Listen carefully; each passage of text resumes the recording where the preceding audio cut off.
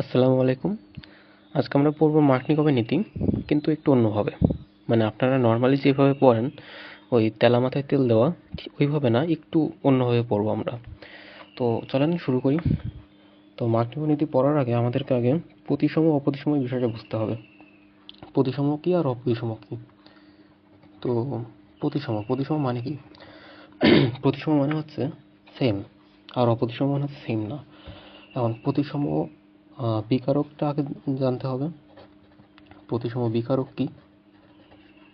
প্রতিসম বিকারক হচ্ছে বন্ডের দুই পাশে সেম থাকবে। মানে যেমন ধরেন ক্লোরিন 2, এটা ভাঙলে কি পাওয়া যায়? ক্লোরিন আর ক্লোরিন পাওয়া যায়। এবং এই যে বন্ড, এই দুই পাশে সেম আছে, ক্লোরিন এপাশে ক্লোরিন আছে, এপাশে ক্লোরিন আছে। আচ্ছা, ভালো কথা। দাঁড়, ফোকাসটা লক করে নি। ওকে।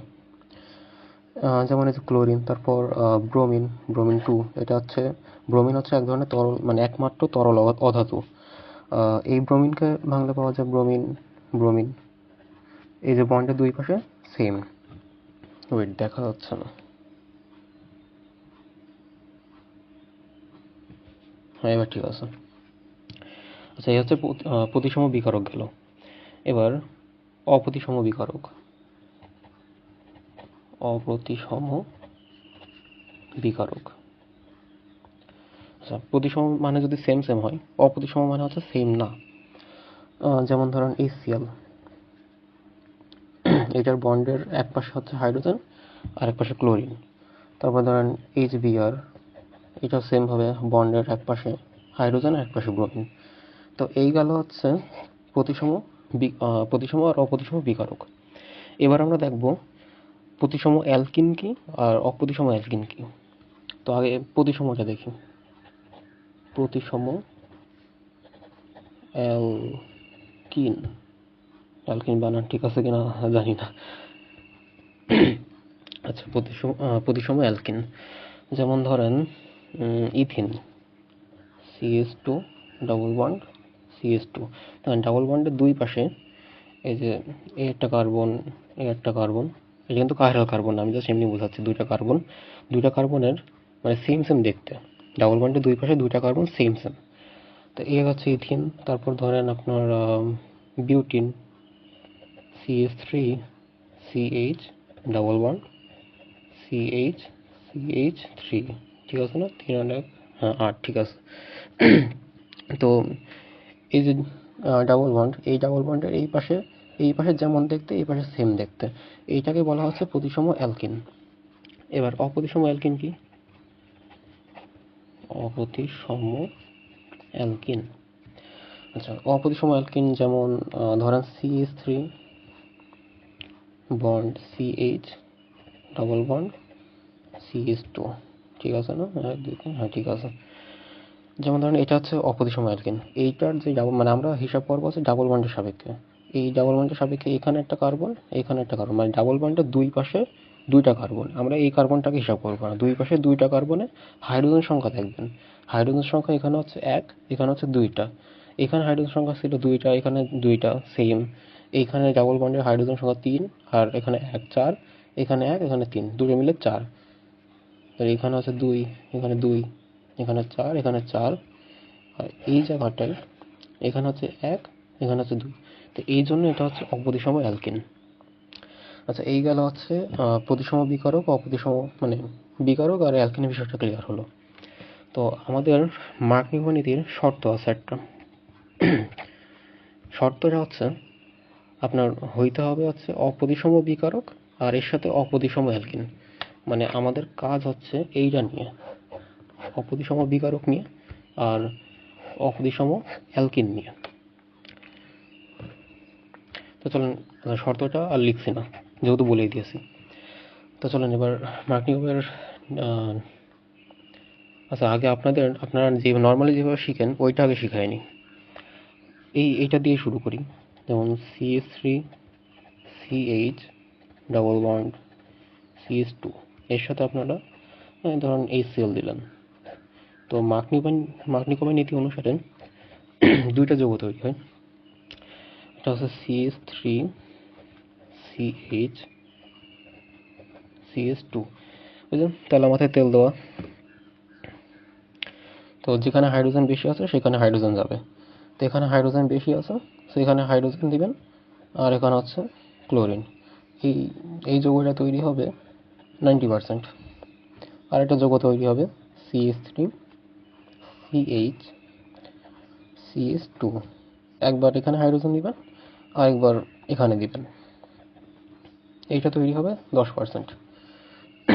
তো এই যে 90% যেটা তৈরি হলো,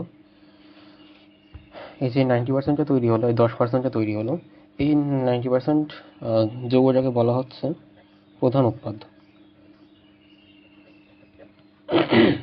এটাকে বলা হচ্ছে প্রধান উৎপাদ, আর এটাকে বলা হয় গৌণ উৎপাদ।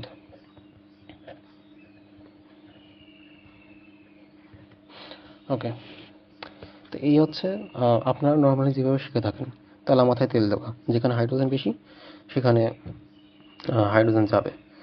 কিন্তু একটু অন্যভাবে শেখাবো, কারণ কুয়েট 16-17তে একটা প্রশ্ন এসেছে যেখানে হাইড্রোজেন নাই।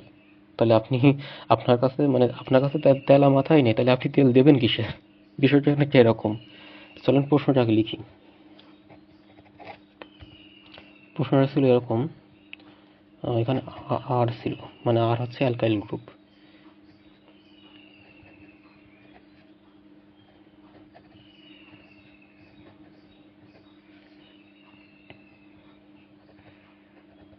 এখানে ছিল হচ্ছে ICl, মানে আগে আমরা দেখতাম হচ্ছে HCl দিয়ে, আর এখানে কুয়েটের প্রশ্নতে দিয়েছিল ICl, এখানে দিয়েছিল হচ্ছে A, মানে A হচ্ছে প্রধান উৎপাদ।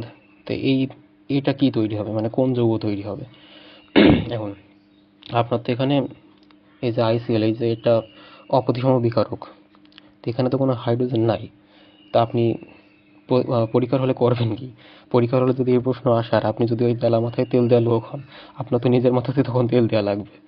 এই জন্য এইভাবে সলভ করাটা, মানে এই যে নর্মাল যে আপনারা যে নিয়মে সলভ করেন, এইভাবে করার থেকে এখন যেটা শেখাবো এটা করা বেটার।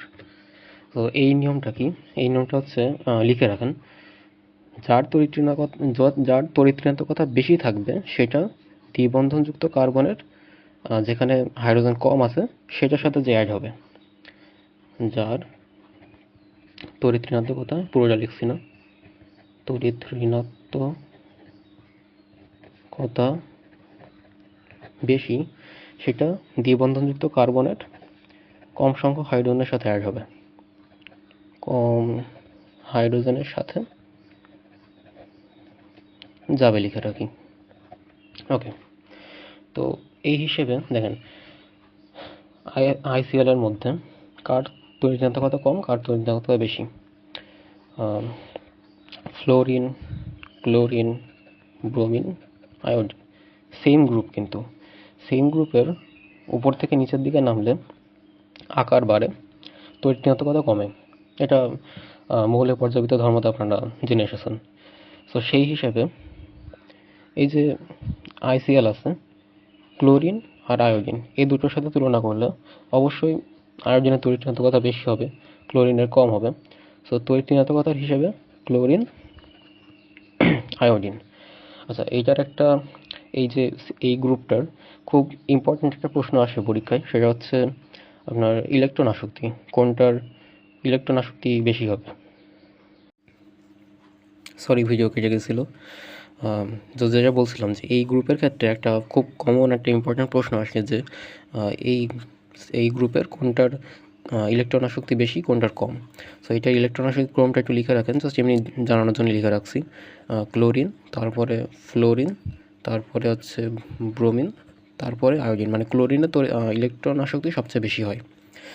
তো যেটা বলছিলাম, আর্টনিক ওয়াইজ ফিরে আসি। তো দেখেন তড়িৎঋণাত্মকতার হিসেবে ক্লোরিন আয়োডিনের থেকে বেশি তড়িৎঋণাত্মক।